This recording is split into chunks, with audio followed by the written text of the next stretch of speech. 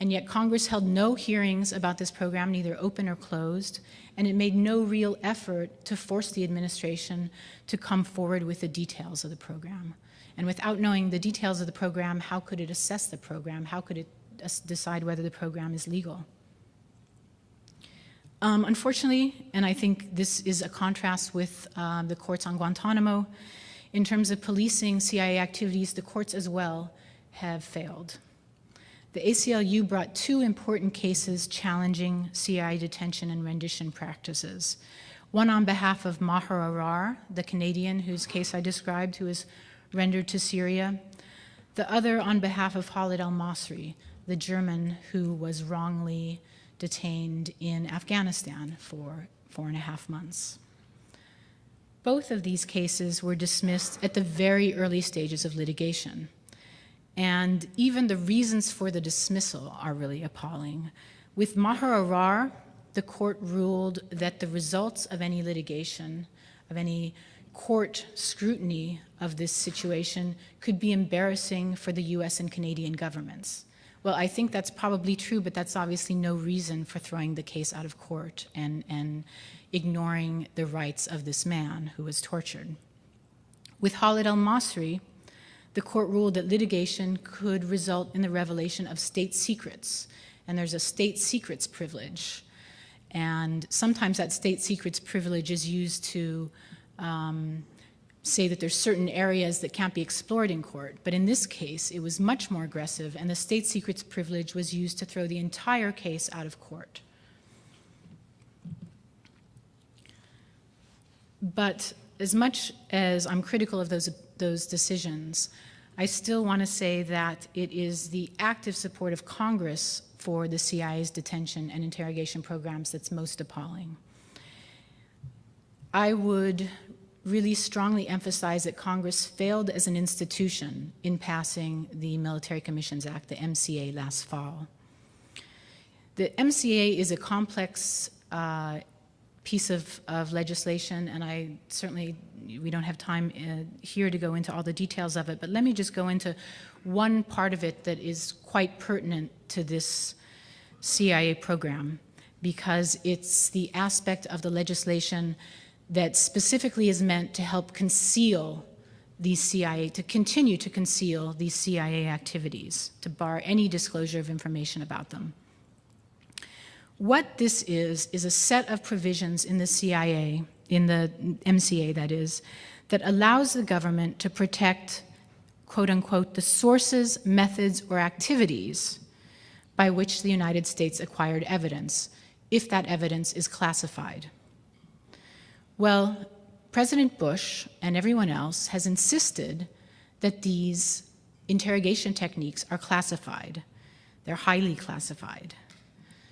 So because of these provisions in the MCA, in the legislation itself, and even more so in the rules of evidence that were issued this spring by the administration, because of these provisions, the administration has gone a good ways towards ensuring that the public is never going to hear the details of these interrogation techniques, except from anonymous sources who speak to the Washington Post.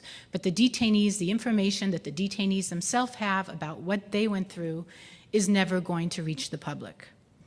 Worse, even legal counsel for the detainees, who will need to know about how the detainees were treated in order to challenge the admissibility of evidence obtained under torture, they too may be barred from learning about what these detainees endured.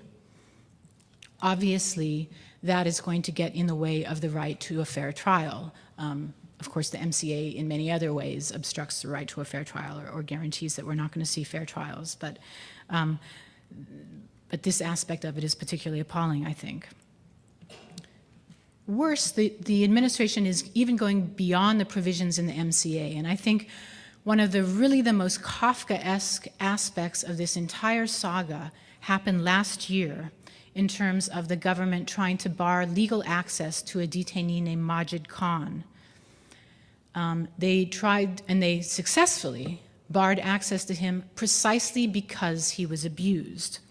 According to the government, Majid Khan, who is one of the 14 CIA detainees who was transferred to military custody last September, according to papers filed by the government in a court case in which the lawyers tried to gain access to their client, according to the government, Majid Khan came into possession of information that is classified top secret, the government's highest classification level. So what was this top secret information that Majid Khan came into possession of, and how did he come into possession of it? Well, what this information is information about alternative interrogation techniques. These techniques were used on Majid Khan, but the government wants to bar him even from telling his lawyers about these techniques because they're classified as top secret.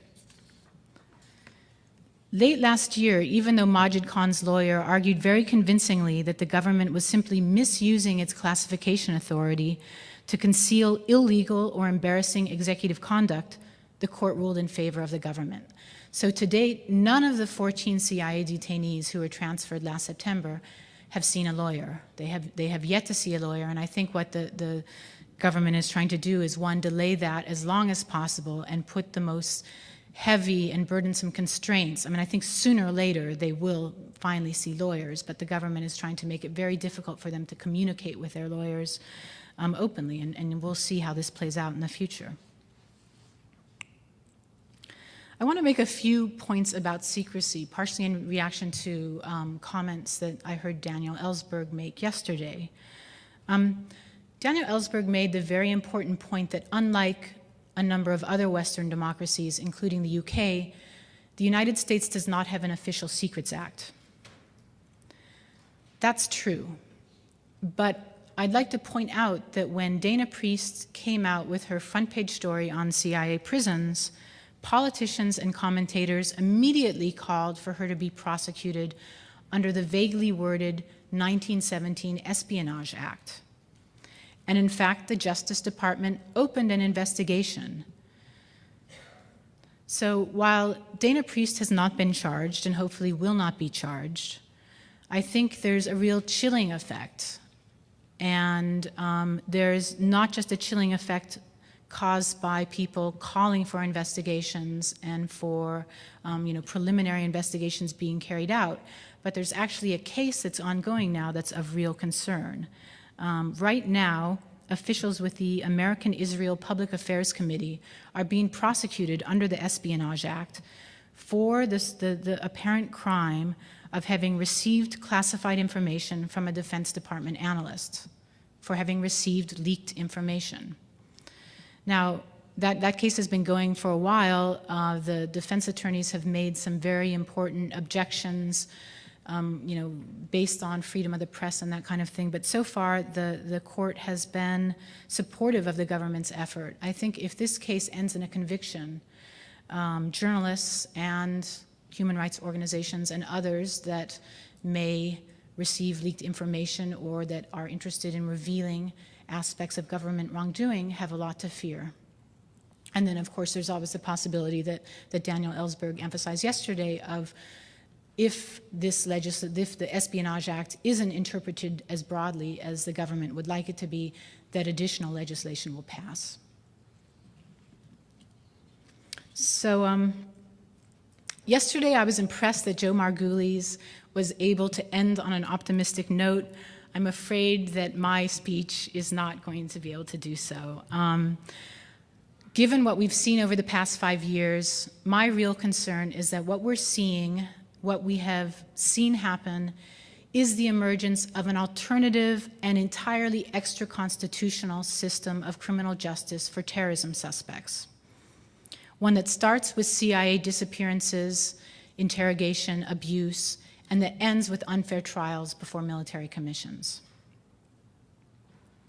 Why do I worry that this is permanent and not just a temporary aberration? Well, for one thing, we now know that the CIA's prisons were only temporarily suspended, they were not closed.